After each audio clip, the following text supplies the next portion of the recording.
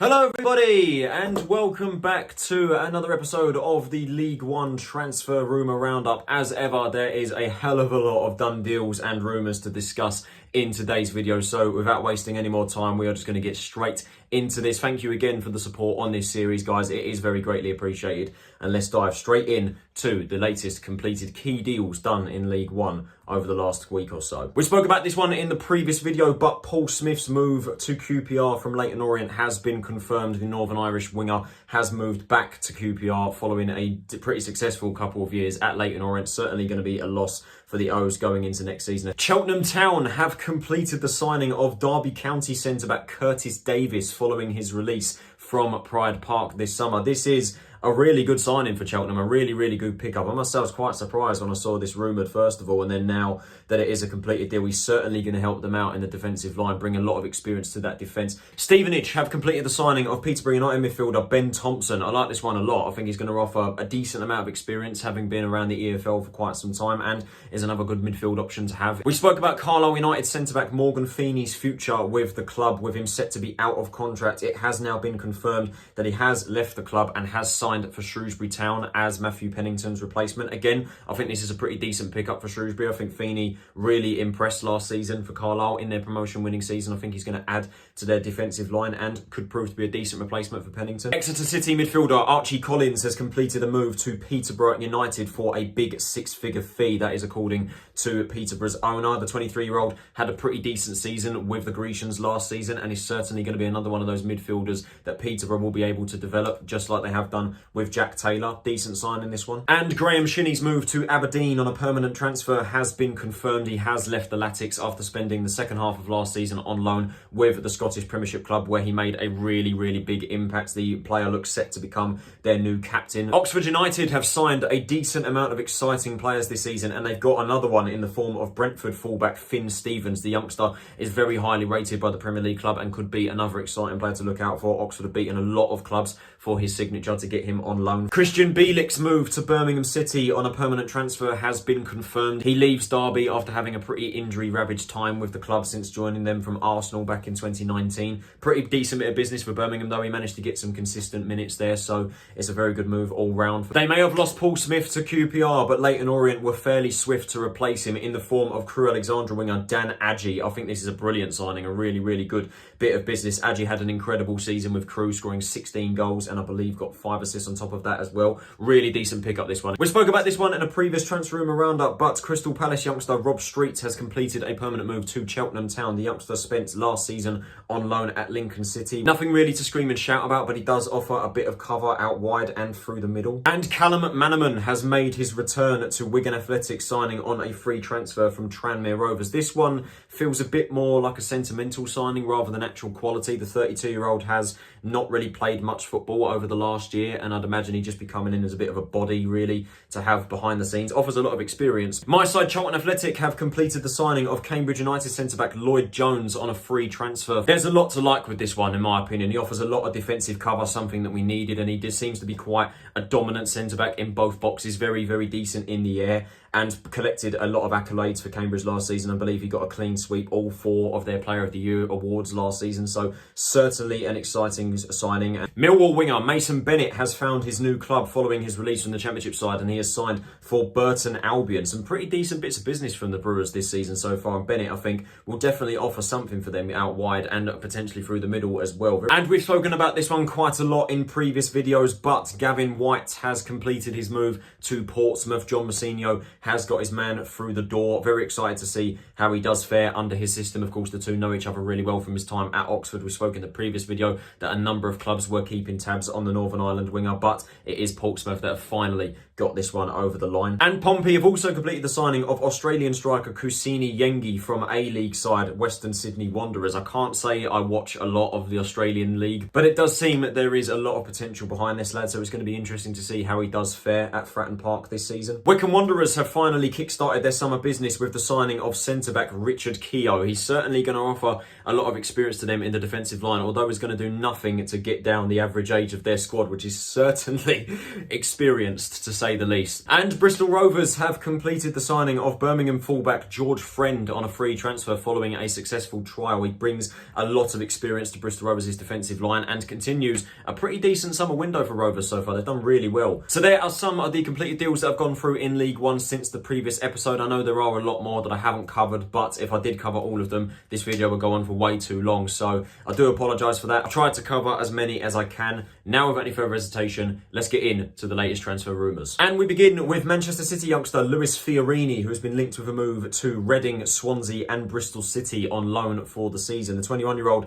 spent last season, of course, in the Championship with Blackpool, where it's fair to say he struggled to really make an impact at the Seasiders. He only managed 13 starts for them, getting 1 goal and 2 assists. He, of course, has had a previous spell at League One level with Lincoln City the season before the one just gone. Played 39 games, 32 starts, 6 goals, 4 assists. So a lot more of an impressive spell there with the Imps than with the Seasiders. Question marks as to whether he is Championship quality, with Swansea and Bristol City interested. Reading are also interested. And I think for a side like Reading, who don't really have a squad at the moment, he will offer a lot in the middle of the park. He's best played by rating as a holding midfielder, but also seems to be a bit of a technical player that likes to dictate the play and can also get stuck in and make a few challenges. So there's still potential there for sure. Not too sure if a Championship move is the best for him, considering he didn't stick it with Blackpool at a side who, of course, got relegated to League One. But I think for Reading, it could be a good fit if this one was to go through. Derby County and Charlton Athletic are reportedly interested in taking Ipswich Town midfielder Idris El Mahdi on loan for the season. The 22-year-old reportedly, though, favours a move to Pride Park over the Valley. Charlton, my side, have been heavily linked in recent weeks.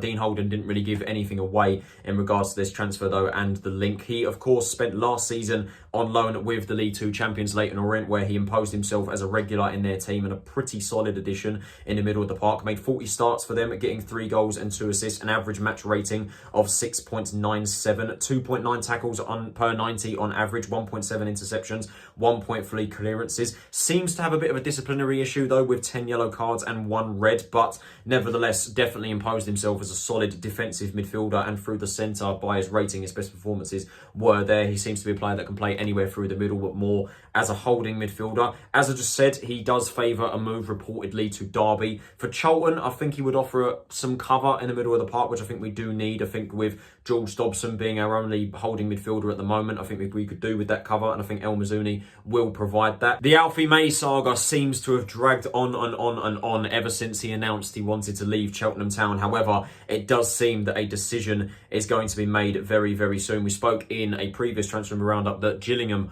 were a team that were going to be ramping up their interest in the striker. In most recent days, though, it has been reported that Gillingham are the favourites to sign May, but Richard Cawley did come out yesterday with a little glimmer of hope that it is more likely than ever that Charlton Athletic could land a deal for the striker. Now, I'm holding on with bated breath for this one because I would really love to see Alfie May join the club, especially now with our injury concerns up front. Dean Holden, of course, have come out recently in the South London press saying that he would like to strengthen up front, and it's not really surprising with Chuckson-Ike being out with a calf injury. Rumours that I'm hearing is that he's out until September, and of course, Miles Leaburn in our most recent pre-season friendly against Welling came off in a protective boot. So it's fair to say the need for a striker is quite desperate at the moment, and Alfie May, I think, will tick a lot of boxes and will really be a statement of intent. I mean, 20 plus goals in the previous 2 seasons at League One level. Nothing is set just yet. Like I said, the saga just keeps dragging on and on and on and on, and I'm sure it will drag on within the next few days. But reportedly, a decision on his future is set to be made. Will he go to Gillingham? Will he go to Charlton? Who knows at this point? There's been quite a lot of news coming out of SE7 recently, and the latest exciting news is that we have got 2 former Premier League youngsters on trial with the club. Henry Lawrence and Chris Francis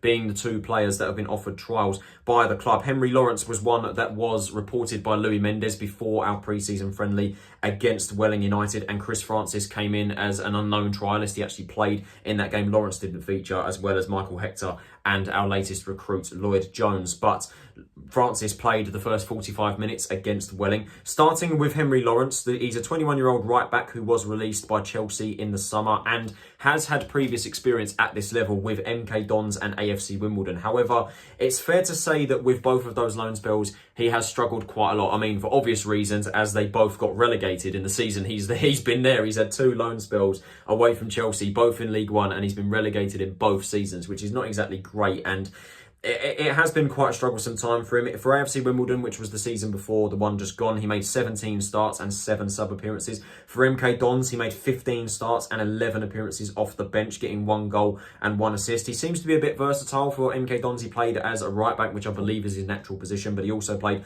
over on the left and at times also in midfield. So there's a bit of versatility there. I do like this one, though. I think a 21-year-old, you know, he's got a lot of potential still. He's got a lot of time on his side, and ultimately, with us only having Mandela Egbo as our only right-back option at the moment, he would come in as pretty sensible cover. As for Chris Francis, this one is a very interesting one. He's 20 years old, a left-footed centre-back who was released by Bournemouth in the summer.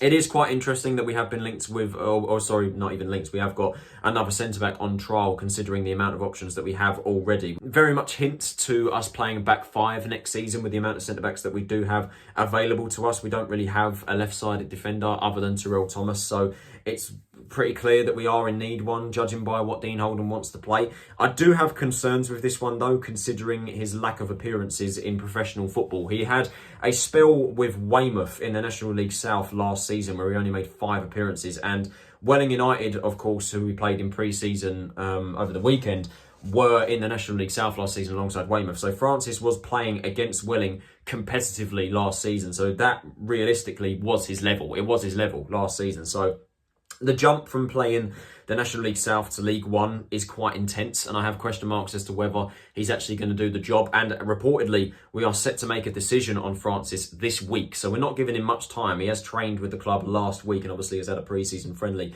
under his belt, but it seems we're going to move quite swift with this one. And with the number of centre-backs that we do already have, and with Chris Francis potentially joining the club as well, it's no surprise that a few centre-backs may well be off this summer. One of them that has been reported is Sam Lavelle, who reportedly is attracting a lot of interest from a number of clubs. It's not known as to which clubs and what divisions they're in. It's just we know he is attracting interest. And this one doesn't really surprise me, nor would I be really upset with this one. Lavelle has, let's face it, had a bit of a strugglesome time with the Addicts since he joined the club last summer from Morecambe. I thought he had a pretty decent season last season, the season just gone. The season before, the one just gone. He imposed himself as a pretty decent centre-back. I thought he was our best centre-back option that year, despite struggling with injury. Suffered 2 long-term injuries. Suffered the same again this season as well, injury ravaged, but also his performances, in my opinion, were very below par. Had a decent spell in the Carabao Cup, put in some decent performances there, but he only amassed 13 games in League One last season, and his performances were definitely not the same as what we saw the previous season. He has 12 months left on his contract, and with the number of defenders that we have coming into the club and the options we have, it's no surprise that Lavelle is being linked with a move away. Leyton Orient are in the market for a new goalkeeper following the departure of Lawrence Vigouroux to Burnley. One name that has been mentioned is Sunderland goalkeeper Alex Bass. Now, this one is an interesting one considering his lack of appearances last season. He only made 1 appearance in both the FA Cup and the League Cup for the Black Cats in the Championship, which I suppose isn't surprising because they do have Anthony Patterson as their number 1, I do believe. His last loan spell was in League 2 the season before last with Bradford, where he kept 6 clean sheets in 21 games, averages of 2.9 saves per 90 with a 70% save success rate. So not a bad season by that, but obviously at League 2 level. His last proper run at League 1 level was with Portsmouth, who he spent a couple seasons with. His best spell was in the 2019-20 season, where he kept 7 clean sheets in 17 games. So it's quite an interesting one. Obviously, lack of minutes in the Championship, it's not really surprising. He was never going to get into Sunderland's team last season. His previous spell was at League 2 level, where he did fairly well with Bradford. So this one is an interesting one. And another League 2 side that are looking to get some business done this summer is Carlisle United. Particularly Paul Simpson is looking to bolster their attacking options, as at the moment going into the season they only have Joe Garner and Ryan Edmondson as their recognised strikers. Obviously, since promotion they've lost Christian Dennis to Tranmere. Toby Shao Silva has left the club. We spoke in the previous video how Amari Patrick's future was very much undetermined. As things stand, he has left the club following the expiration of his contract. I don't know the ins and outs in terms of dealings with Carlisle, whether they're looking to get a deal done, but as things stand, he has left the club. I've spoken about quite a lot of stunning and shocking transfer rumours that I would never thought would be true, but this one, I must say, tips the lot. Reading are looking set to sign Premier League experienced winger Theo Walcott on a free transfer following his release from Southampton. The 34-year-old is reportedly on trial with the Royals, and he does look set to join the League One outfit. I must say, I am stunned. I'm very stunned if this one does go through, and it is looking very likely. I cannot believe that we're on the verge of seeing Theo Walcott at League One level. I think this will be a very big signing for Reading going into next season, and could definitely offer, well, obviously offers a lot of experience. We know full well, obviously, from the Premier League days with Arsenal, Everton and Southampton. Of course, comes over from Southampton with former manager Ruben Selles, who of course joined from Southampton very recently. We touched upon that in the previous video. And yeah, I'm going to be very excited if this one does go through. Bolton Wanderers have reportedly pulled out of the race to sign St Mirren midfielder Keanu Bacchus and Bristol City defender Kane Wilson. We spoke about Wilson in a previous transfer rumour roundup. It looked very likely that Wanderers were going to sign him for a decent six-figure fee from Bristol City after a strugglesome period in the Championship. However, it looks likely that Bolton have pulled out of the race, especially so when you look at the players they've signed recently. They brought in Josh Dakers-Cogley,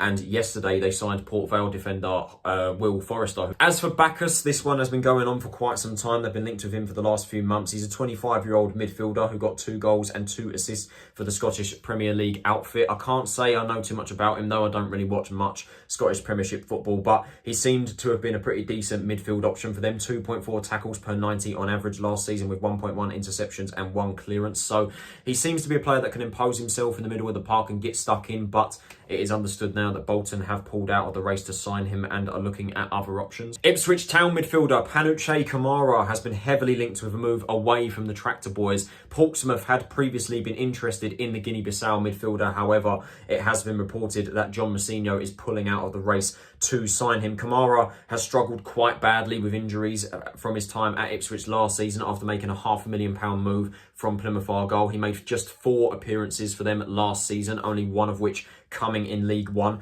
The thing is, we know how good Camara is at League One level from his time at Plymouth Argyle. We got 4 goals and 6 assists for Plymouth the year before, with an average match rating of 7. So he was really, really solid in the middle of the park. A technically gifted player who can provide goals and assists. Obviously struggled badly with injuries with Ipswich, and I would not be surprised if Camara was to move on this summer. And another midfielder that Portsmouth looks set to have pulled out of the race for is Accrington Stanley midfielder Tommy Lee. The 23-year-old has had a decent spell with Accrington over the last few years. Of course, did get relegated with Stanley last season, but still was one of their impressive assets. 23 years of age, 7 goals, 2 assists in 39 appearances for Accrington. It seems he can play anywhere across the middle, so he is quite versatile. Better as the attacking midfield option or the central option. Pompey had been interested, but it looks likely that they have pulled out of the race, and Lee is attracting Championship interest with Preston and Plymouth Argyle reportedly interested. We've spoken in previous episodes how a number of Wigan Athletic players are set to leave the club this summer, with obviously the ongoing ownership problems, which obviously have recently been sorted out, but a number of players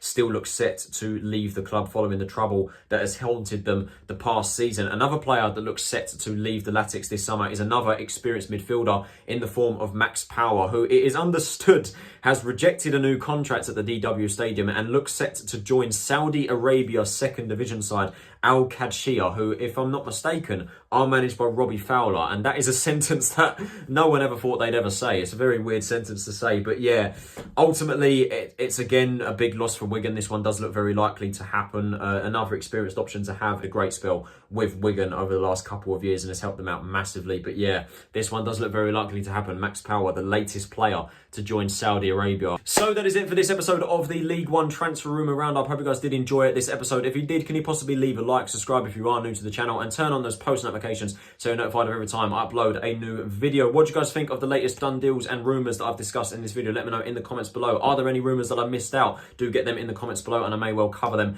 in a previous video. Once again, I do apologise for not covering every completed deal over the last week, but as I said, this video would go on for absolutely ages if I did cover all of them. I'm going to try and cover as many as I can. This has been Tyler Roninson. Have a nice day, and I will see you all in the next video. Take it easy, stay safe, and I'll see you all then.